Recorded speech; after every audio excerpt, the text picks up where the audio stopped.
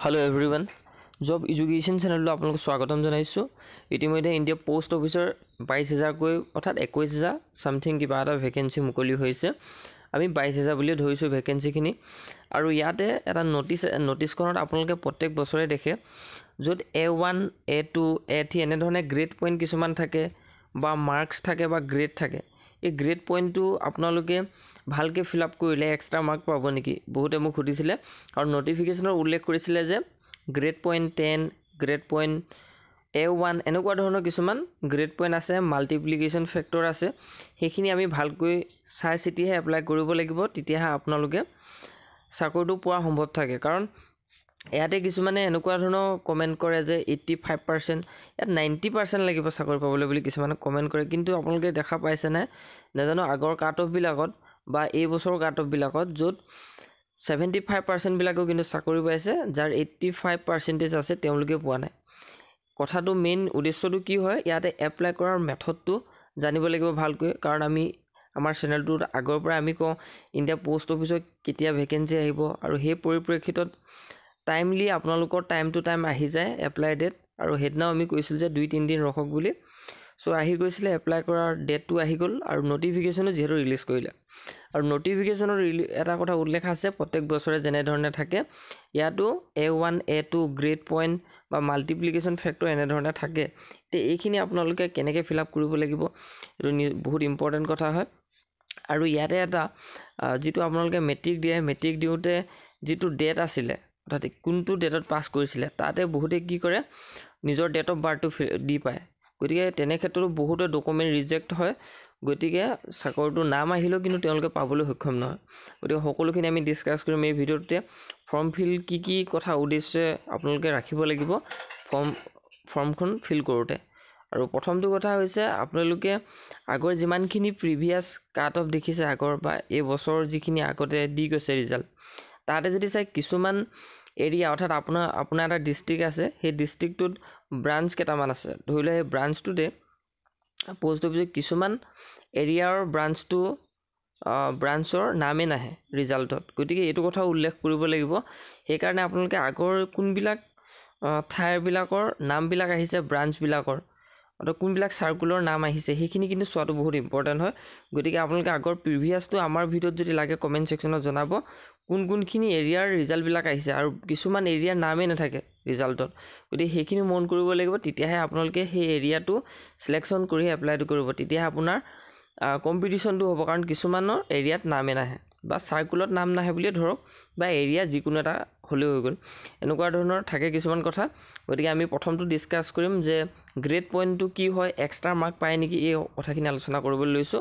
বলো তেনেহলে ভিডিওটো আৰম্ভ কৰো আৰু আমাৰ চেনেলটো যিসকলে আগৰ পৰাই সাপোৰ্ট কৰি আহিছে তেওঁলোকে নিশ্চয়কৈ জানে আমি টাইম টু টাইম আপডেট দি থাকো আৰু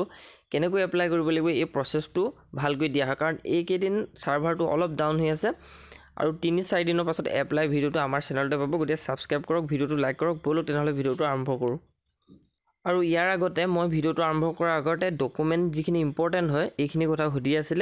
এই কথাখিনি জনাই দিও আপুনি যদি এপ্লাই কৰিবলৈ লৈছে নিশ্চয়কৈ আপুনি প্ৰথম কথাটো হৈছে চেন্ট্ৰেল কাষ্টখন উলিয়াই লওক ভালকৈ যাতে আপুনি পাস কৰিলেও আপোনাৰ ডকুমেন্ট ভেৰিফিকেশনৰ ৰিজেক্ট যাতে নহয় বা যিখন অসমৰ যিখন কাষ্ট সাৰ্টিফিকেট আছে যি ডিজিটেল কাষ্ট সাৰ্টিফিকেট এনেকুৱা ধৰণৰ ওলাইছে সেইবিলাক কোন ধৰণে ইয়াত কাম নহয় ইয়াতে চেন্ট্ৰেল কাষ্ট সাৰ্টিফিকেট খনে ইম্পৰ্টেন্ট হয় আৰু মেইন ইম্পৰ্টেন্ট হৈছে ফোন নাম্বাৰ যেটো আপুনি লং টাইম ইউজ কৰে অৰ্থাৎ যেটো আপোনাৰ পাৰ্মানেন্ট ফোন নাম্বাৰ হয় সেই ফোন নাম্বাৰটো দিব এপ্লাই কৰাৰ পাছত ফোন নাম্বাৰটো যদি আপোনালোকৰ আনভেলিড হৈ যায় তেতিয়া কিন্তু পাস কৰিলে আপোনালোকে এই OTP টো দিব নোৱাৰিব বা ডকুমেন্ট ভেৰিফিকেশন সম্পূৰ্ণ নহব ইনকমপ্লিট হ'ব আৰু ৰিজেক্ট লিষ্টত পেলাই থব আপোনাক নেক্সট হৈছে ইমেইল আইডি যেটো ফোন নাম্বাৰ আপুনি দিয়ে সেই ফোন নাম্বাৰটো মেইল আইডিটোৱে আপোনালোকে দিব নেক্সট আৰু এটা কথা SSLC মাৰ্কশিট আৰু SSLC মাৰ্কশিটৰ আমি গ্ৰেড পইণ্টটো চাব লৈছো গ্ৰেড বা এটো কি হয় A1 বা মাল্টিপ্লিকেশন ফেক্টৰনো কি হয় এইখিনি চাব লৈছো যেহেতু এই ভিডিওটো এই কাৰণে বনোৱা হৈছে নেক্সট SSLC এডমিট আৰু আপুনি কেতিয়া পাস কৰিছিল হেতু ডেটটো কিন্তু ভালকে বহাব তাত কিন্তু DOB টো বহাই নিদিব নেক্সট হৈছে এপ্লাই ডেট যেহেতু এপ্লাই ডেট চলি আছে ডেসক্ৰিপচনত লিংক পাব আৰু আমি এতিয়া আলোচনা কৰিম যিখন মাৰ্কশিটৰ মাল্টিপ্লিকেশন ফেক্টৰ বা গ্ৰেড পইণ্ট কি হয় এই সকলোখিনি কথা আলোচনা কৰো আৰু এই গ্ৰেড পইণ্টটোত ইয়াতে বহুতে সুধিছিলে যে ইয়াতে মাল্টিপ্লিকেশ্যন ফেক্টৰটো কি বুজাইছে বা গ্ৰেড পইণ্টটোৱে কি বুজাইছে, গ্ৰেডটোৱে কি বুজাইছে, আমাৰ মাৰ্কশ্বিটটো আমি কেনেকৈ A1 গ্ৰেড বুলি ধৰিম, আৰু 9.5 ফেক্টৰ এইটো আমি কি নাম্বাৰ এক্সট্ৰাকৈ পাম নেকি বা 10 পইণ্ট এটা এক্সট্ৰাকৈ পাম নেকি, এইখিনি কথা সুধিছিলে। এতিয়া আমি আলোচনা কৰিছোঁ ইয়াতে এটা উল্লেখ আছে আৰ্টিকেলটোত, যদি প্ৰথমটো চাই for applicant where their secondary school examination 10 standard marksheet have mark or marks and grade point both. অৰ্থাৎ কিছুমান আপোনালোকে মন যদি কৰে আগৰ বা CBSE যিসকল হয় তেওঁলোকৰ মাৰ্কশ্বিটবিলাকত কি থাকে, মাৰ্কছ থাকে, গ্ৰেড থাকে আৰু পইণ্টটো থাকে, গ্ৰেড পইণ্টটো থাকে, এনেকুৱা ধৰণৰ দুইটাই থাকে। আৰু ইয়াতে উল্লেখ কৰিছে only their total mark will be worked out by taking into account the marks obtained in all compulsory and elective optional subjects other than extra subjects if any. This will ensure that applicant with higher marks get selected. আৰু এতিয়া ইয়াতে এটা কথা important কথাটো হৈছে আমাৰ যিবিলাক সেৱা হয়, সেৱাৰ পৰা আপোনালোকে যিহেতু মেট্ৰিক পৰীক্ষা দিয়ে আমাৰ অসমৰ ল'ৰা ছোৱালীবিলাকে, তাতে কিন্তু এইবাৰবিলাকত যদি হৈছে নাজানো CBSE যিবিলাক হেৰি হৈছে, কিন্তু সেৱাবিলাকত কি হয় আগৰ যিসকলে পাছ কৰিছে 2000 চনত বা 2000 পৰা এতিয়ালৈকে যিমানটো চলি আছে যিসকলে কৰিছে তেওঁলোকৰ পাৰ্চেণ্টেজটো থাকে, টোটেল মাৰ্কটো থাকে। তেনে ক্ষেত্ৰত আমাৰ অসমৰ ল'ৰা ছোৱালীয়ে কেনেকৈ ফিল আপ কৰিব লাগিব, এতিয়া সেইটো কথা ইম্পৰ্টেণ্ট হয়। এতিয়া আমি যদি প্ৰথমতে চাওঁ যিসকল CBSE পৰা মেট্ৰিক পাছ কৰিছে তেওঁলোকৰ ক্ষেত্ৰত মাল্টিপ্লিকেশ্যন ফেক্টৰ কৰিব লাগিব, বা তেওঁলোকে যদি ভাবে গ্ৰেড পইণ্ট দিওঁ বুলি গ্ৰেড পইণ্টো দিব পাৰে বা গ্ৰেড দি পিনেও দিব পাৰে। ইয়াতে আপোনালোকে যিকোনো এটা ছিলেক্ট কৰিব পাৰে, গ্ৰেড A1 বুলি ছিলেক্ট কৰিব পাৰে, বা আপোনাৰ যদি গ্ৰেড পইণ্ট আছে গ্ৰেড 10 এনেকৈ দিব পাৰে। আৰু মাল্টিপ্লিকেশ্যন ফেক্টৰৰ ক্ষেত্ৰত 9.5। কিন্তু আমাৰ অসমৰ ল'ৰা ছোৱালী যিসকলে অসমৰ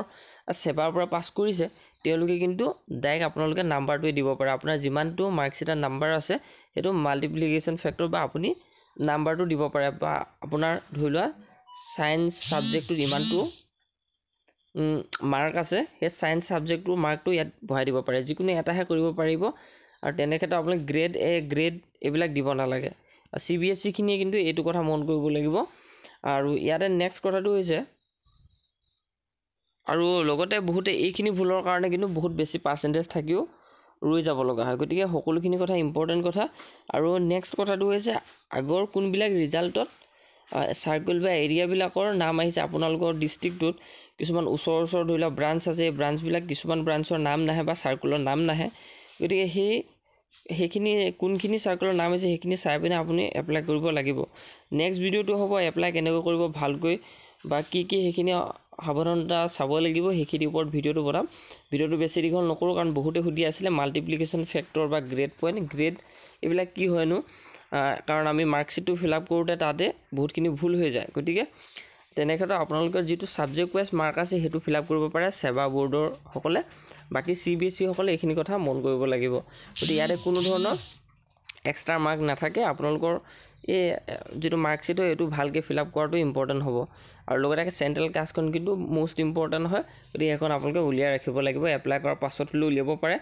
বা আগতীয়াকৈ উলিয়াই ৰাখিলেও বেয়া নহয়।